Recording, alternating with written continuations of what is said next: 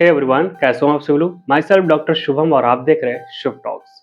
Guys, ऐसे बहुत सारे कैंडिडेट हैं जो अनक्वालिफाइड है और उनका एक कॉमन डाउट है कि सर कट ऑफ रिवाइज को लेकर एक डेडिकेटेड वीडियो बना दीजिए, कैसे क्या कट ऑफ रहेगी और किस राउंड में कट ऑफ डाउन होने के चांसेस है, कितना परसेंट चांसेस है। अगर कट ऑफ डाउन नहीं आता है तो इन केस क्या आपके पास कौन कौन सा ऑप्शन रहने वाला है, इन सारी चीज़ों के बारे में आज के वीडियो में डिस्कस करने वाले हैं। तो वीडियो को अंत तक देखना और लास्ट में सबसे बेस्ट तरीका बताने वाला हूँ ताकि आपको एक अच्छा कॉलेज मिल सके जो कि आपको एक प्रोफेशनल कोर्स में इनरोल करा सके और आप एक अच्छा डॉक्टर बन सको। तो गाइज, ये एक इंपॉर्टेंट अपडेट है। जो भी स्टूडेंट क्वालिफाइड नहीं है, एक दो नंबर से अनक्वालिफाइड है, तो मोस्ट प्रोबेबली चांसेस जो है आपका 5% रिड्यूस हो सकता है। लास्ट ईयर के कंपैरिजन में इस बार ऐसा एक्सपेक्ट मत करना कि 15% कट ऑफ रिड्यूस होगा, परसेंटाइल रिड्यूस होगा या फिर 10 परसेंटाइल रिड्यूस होगा। मोस्ट प्रोबेबली 5 परसेंटाइल रिड्यूस हो सकता है, वो भी 100% श्योर नहीं है कि 100% होगा। जैसे कि आपको पता है आयुष कोर्सेज में, जैसे कि बीएमएस, बीयूएमएस, बीएचएमएस, इन कोर्स में एडमिशन लेने के लिए नीट में मिनिमम क्वालिफाइंग क्राइटेरिया जो होती है 50 परसेंटाइल जनरल के लिए, ओबीसी एससी एसटी के लिए 40 परसेंटाइल होना अनिवार्य है। मतलब नीट में स्कोर जो होगा 144 जनरल के लिए और ओबीसी एससी एसटी के लिए 113 मार्क्स होना जरूरी है। कई सारे बच्चे इसको भी क्रॉस क्वालिफाई नहीं कर पाए हैं, तो इस कंडीशन में कट ऑफ डिक्रीज होने की पूरी संभावना क्या है, इस पर हम बात करते हैं। तो देखिए, मैं आपको सबसे पहले इंपॉर्टेंट बात बता दूं, कट ऑफ डिक्रीज कब होता है? जब कॉलेजेस की सीटें वैकेंट रह जाए, उस कंडीशन में कट ऑफ डिक्रीज होती है। और कॉलेज की सीटें कब वैकेंट रहती है, उसकी कंडीशन को समझने की कोशिश करते हैं। जैसे कि आपको पता है, जितने भी कॉलेजेस होते हैं आयुष के कोर्सेज के, तो यहाँ पर उसकी परमिशन जो होती है वो एनसीएसएम या एनसीएस देने का काम करती है। वो पहले इंस्पेक्ट करती है, इंस्पेक्शन करने का करती है, उसके बाद उस कॉलेज को परमिशन देती है। कितने सीट के लिए देना है वो कॉलेज, उस कॉलेज को एनसीएसएम डिसाइड करेगा, एनसीएस डिसाइड करेगा। तो यहाँ पर परमिशन जब देने का काम होता है, काउंसलिंग से पहले पहले जितने भी कॉलेजेस को परमिशन मिल चुकी होती है वो सारे काउंसलिंग में पार्टिसिपेट करते हैं और पार्टिसिपेट करने के बाद जितनी भी सीट्स होते हैं वो सब वहां पर काउंसलिंग में फिल होती है। तो आप लास्ट ईयर में तो ऐसा हुआ था कि काउंसलिंग में जो पार्टिसिपेट करने वाले कॉलेजेस थे बहुत कम थे, क्योंकि परमिशन ही नहीं आई थी और परमिशन लेट आई थी। धीरे काउंसलिंग ऑलमोस्ट सब खत्म होने वाली थी, लास्ट थर्ड राउंड तक चली काउंसलिंग और बहुत कम कॉलेजों को परमिशन मिली।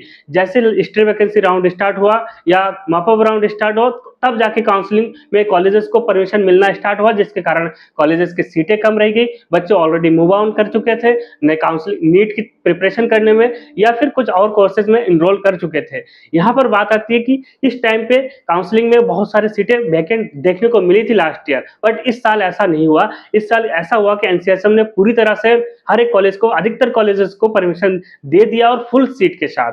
ऐसे ऐसे कॉलेजेस हैं जहां पर अच्छी एजुकेशन भी नहीं है, फिर भी वहां पर परमिशन मिल चुकी है। अब देखा जाए तो काउंसलिंग भी हो रही, counselling first round second round हुए, ऑलमोस्ट सारे कॉलेज की सीटें फुल हो गई। कुछ स्टेट है जैसे कर्नाटका है, वहां पर ज्यादा सीटें खाली है, लेकिन ऑलमोस्ट हर एक स्टेट की काउंसलिंग में सीटें फुल हो चुकी है। तो बहुत कम ही सीटें बची है। ऐसा नहीं होता कि कम सीटों के लिए दोबारा से cut off revise cut off decide किया जाए या फिर उसके लिए कुछ ना कुछ नया रूल लाया जाए, ऐसा नहीं करते। तो कुल मिला के एनसीएसएम ही डिसाइड करता है, आयुष मिनिस्ट्री डिसाइड करता है कि कट ऑफ डिक्रीज किया जाए कि नहीं किया जाए। सीटें अगर कम वैकेंट रही तो कट ऑफ डिक्रीज करते नहीं है। और ऑलमोस्ट ये पहले देखा जाता है प्रायोरिटी वाइज कि गवर्नमेंट कॉलेज की सीट खाली तो नहीं है, अगर खाली है तब जाके रिड्यूस करने की कोशिश करते हैं। वैसे हर साल गवर्नमेंट कॉलेज की सीटें खाली नहीं होती है, लेकिन आप ये देखो कि कुछ कॉलेजेस जो बॉन्ड फ्री होते हैं, उन कॉलेजेस के सीटें अगले साल खाली हो जाती है, क्योंकि वो फिर से नीट की तैयारी करते हैं। इस बार अगर देखा जाए तो परसेंटाइल रिड्यूस होने का चांसेस जो है बहुत,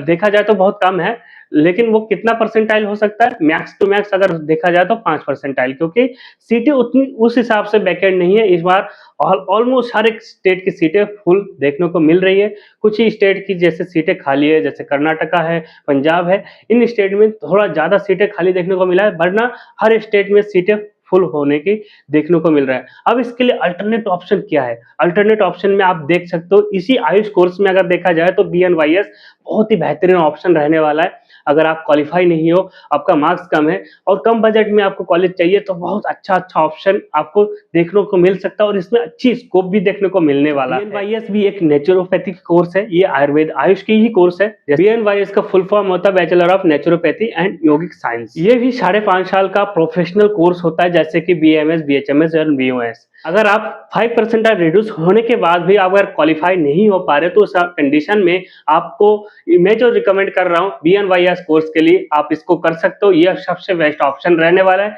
आप इस कोर्स में को करने के बाद आप एक प्रोफेशनली डॉक्टर बनने वाले हो। यहाँ पर सेम BMS की तरह, BHMS की तरह, BOMS की तरह ही 5.5 साल का कोर्स रहने वाला है, जिसमें कि 4.5 साल का एकेडमिक कोर्स है और 1 साल का इंटर्नशिप रहने वाला है। इस कोर्स को करने के लिए आपको नीट में क्वालिफाइंग क्राइटेरिया की जरूरत नहीं पड़ेगी। इसमें आप डायरेक्टली 12th के बेसिस पे एडमिशन ले सकते हो और ये एक प्रोफेशनली डॉक्टरी वाला कोर्स है।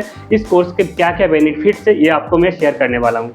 इसमें आप सीखते हो योगा थेरेपी, नेचुरोथेरेपी और diet therapy, acupuncture, hydrotherapy, massage therapy और सबसे खास बात बिना दवाओं के शरीर को हील करने की कला।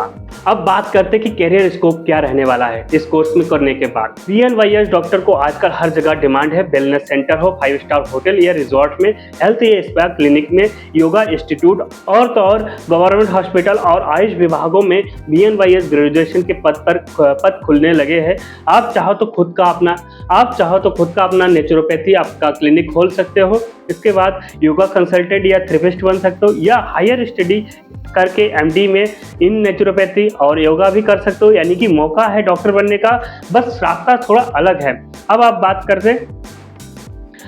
करते हैं एडमिशन कैसे होने वाला है। एडमिशन के लिए क्या प्रोसेस रहेगा, इसके लिए आप हमारे बेहतरीन टीम से कांटेक्ट कर सकते हो, जो कि आपको प्रॉपर तरीके से गाइड करेंगे। सबसे बेस्ट और सरल तरीके से आपका एडमिशन प्रोसेस कराएंगे। सबसे कम बजट में आपका एडमिशन करवाने वाले, जिसमें कि पूरा प्रोसेस आपको करवा के देंगे।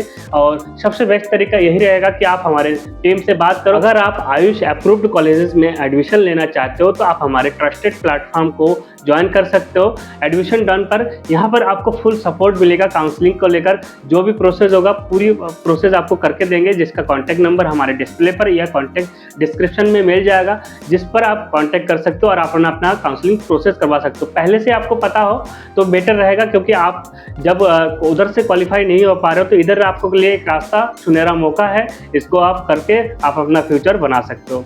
मिलते हैं अगली वीडियो में।